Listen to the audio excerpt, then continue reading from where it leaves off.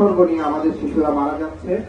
শুধুমাত্র হাবের নয়, ওভারঅল ঢাকা মহানগর এবং একই সাথে বাংলাদেশে মানুষের যে জীবন জীবিকার সেই নিরাপত্তা কিন্তু রাষ্ট্র এখনো নিশ্চিত করতে পারেনি। আমরা অন্তর্বর্তীকালীন সরকারের সময় বর্তমান সরকার দল বিএনপি থেকে একটা অনুযোগী বারবার শুনতাম যে অন্তর্বর্তী সরকার যেহেতু নির্বাচিত না, অতএব দ্রুত নির্বাচন দিলে বাংলাদেশের মানুষের জীবন জীবিকা এবং অন্যান্য বিষয়গুলো নিশ্চিত হবে। আমরা দেখলাম নির্বাচনের পরে একক সংখ্যাগরিষ্ঠতা নিয়ে বিএনপি সরকার গঠন করেছে, কিন্তু মানুষের সেই জীবন জীবিকা নিরাপত্তা এখনো নিশ্চিত করা যায়নি। তার মানে নির্বাচনের পূর্বে বিএনপি শুধুমাত্র বিরোধিতা করার জন্য তারা এই ধরনের এক ধরনের বক্তব্য দিয়ে গেছিল। আমরা একই সাথে দেখতে পাই যে গতকালকে একটি মর্মান্তিক ঘটনা ঘটেছে। ঢাকা মেডিকেল কলেজ, যে মেডিকেল আমাদেরকে সর্বোচ্চ চিকিৎসা দিয়ে থাকে, যেখানে দেশের গরিব দুঃখী নিম্নবিত্ত মধ্যবিত্তরা চিকিৎসা নিয়ে থাকে, সেই পুরো মেডিকেল যে দীর্ঘদিন ধরে দালাল চক্র দ্বারা বেষ্টিত, তার একটি ন্যাক্কারজনক ঘটনা ঘটে গিয়েছে।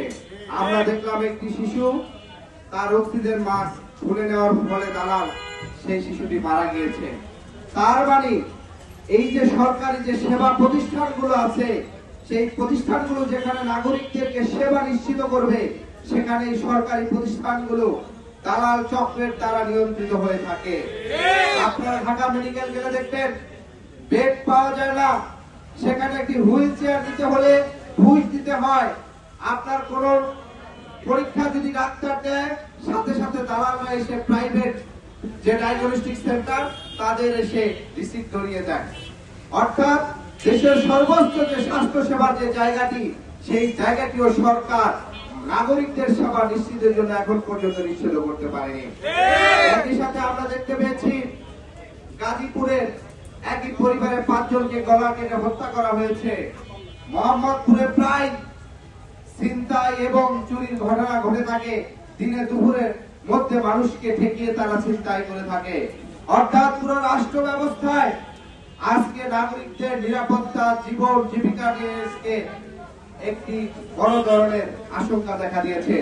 আমরা স্বরাষ্ট্রমন্ত্রীকে দেখি, তিনি সরকারের সব কিছু নিয়ে কথা বলেন, অথচ তার যে দায়িত্ব স্বরাষ্ট্র মন্ত্রণালয়, সেই জায়গাটা আমরা সুন্দরভাবে দায়িত্ব পালন করতে নিশ্চিত দেখি না। আমরা একই সাথে দেখতে পাই সীমান্তে বিএসএফ কর্তৃক আমার দেশের নাগরিককে নির্বিচারে গুলি করে হত্যা করা হয়। গত 50 বছর ধরে